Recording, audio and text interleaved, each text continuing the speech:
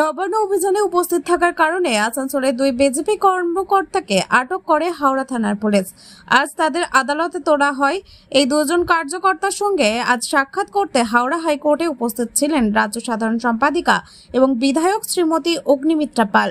দুর্গাপুরে বিজেপির কর্মী সভায় মিঠুন চক্রবর্তী বলেন, তৃণমূলের বাংলা বাঙালি বিভাজনের কোনো গুরুত্ব নেই। সারা দেশে বাঙালিরা কাজ এবং শিল্পের সাথে যুক্ত। বিজেপি হিন্দুদের রাজনৈতিক দল, সনাতন আমাদের উৎস। দলের ছোট সমস্যা মিটেছে, 26 তারিখে তৃণমূল উৎখাত হবে, ভোটের ফলে শক্তির প্রমাণ মিলবে। কার্যকর্তা অভিক মন্ডল এবং মনোরঞ্জন ঘোষ, এদের দুজনকে কালকে দুপুর থেকে আমাদের রানীগঞ্জে পাঞ্জাবি মোড় ফাঁড়ি আটক করে রাখে এবং তারপরে রাত্রিবেলা হাওড়া পুলিশ গিয়ে তাদেরকে নিয়ে আসেন। আজকে কোর্টে কেস ওঠার কথা। আমি ওদের সাথে দেখা করতে এসেছি।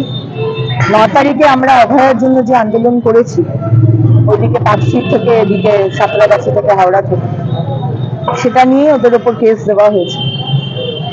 এখন আমরা লড়বো, কোর্টে কেস লড়বো। আমরা মানুষের জন্য কথা বলতে নেমেছি। পশ্চিমবঙ্গের কি ধরনের রাজনীতি হয় আপনি জানেন, এবং পশ্চিমবঙ্গের মুখ্যমন্ত্রী ডক্টর বি.আর. আম্বেদকরজির গণতন্ত্রকে শেষ করে দিয়েছেন, নিজের মতো সংবিধান চালাচ্ছেন, এবং সেখানে আমাদের কথা বলার কোনো অধিকার নেই, প্রতিবাদ করার অধিকার নেই। কিন্তু আমরা আমাদের মতো লড়বো। যদি একাধিক ধারা দিয়েছে, কি কি ধারা দিয়েছে সেটা কি বলে? কতগুলো ধারা দিয়েছে আর কি কি ধারা দিয়েছে সেটা তো আমার আইনজীবী যারা আছেন তারা দেখছেন।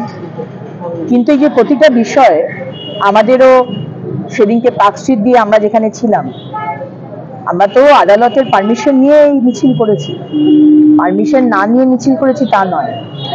এবং সেখানে একাধিক ধারা আমাদের সহযোদ্ধাদের উপরও দেওয়া হয়েছে। এখন মুখ্যমন্ত্রী যখন বিরোধী নেত্রী ছিলেন উনি লড়াই করেছিলেন, এখন আবার মুখ্যমন্ত্রী হয়ে গিয়ে উনি ভুলে গেছেন, এখন বিরোধীদের মুখ বন্ধ করে দেওয়ার চেষ্টা করছেন। 1 বছর হয়ে গেল, এখনো অভয়ার বিচার হলো না। প্রথম 5 দিনের মধ্যে মুখ্যমন্ত্রী নিজে, আমি নিজে বলবো, লিডারশিপ নিয়ে এফসিপি বিনীত গোয়েলের মদত নিয়ে তথ্য লোপাট করে দিয়েছেন। তার জন্য তার কোনো লজ্জা নেই, আর উনি আমাদের কেস দিয়ে মুখ বন্ধ করার চেষ্টা করছেন। আর আজকে পুলিশের যারা স্ত্রী, যারা ওয়াইফ, তাদেরকে নিয়ে আজকে প্রেস কনফারেন্স করাচ্ছেন।